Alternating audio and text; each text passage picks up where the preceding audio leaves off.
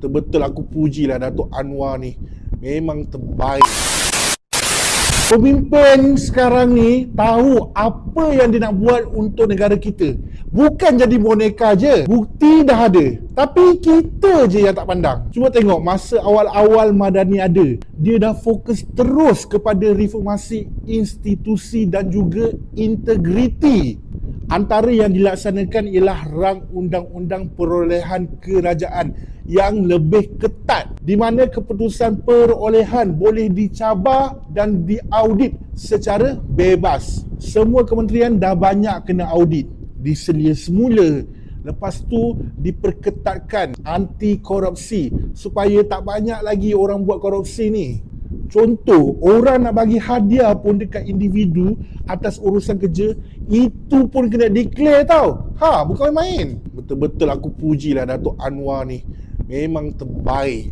Dari sudut ekonomi pula, kerajaan sekarang ni fokus untuk tambahkan keyakinan pelabur dan menstabilkan ekonomi negara kita.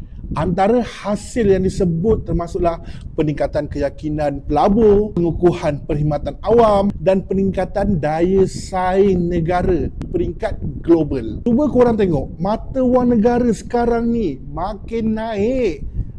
Betul-betul aku bangga gila lah. Okey, selain tu, bijak tak bijak pemimpin kita ni? Memang membuktikan pemimpin kita bukanlah boneka. Sebab kerajaan juga dah bentangkan plan besar seperti 13 Malaysia Plan dengan peruntukan 611 bilion.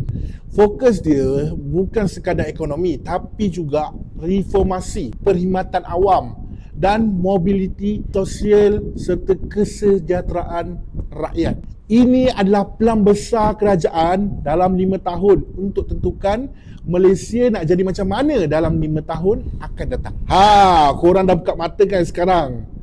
Baru kita tahu kan sebenarnya selama ni pemimpin kita memang hebat. Pemimpin kita tahu apa nak buat untuk negara kita. Bukan jadi boneka. Sepatutnya kita rasa bangga, tahu tak?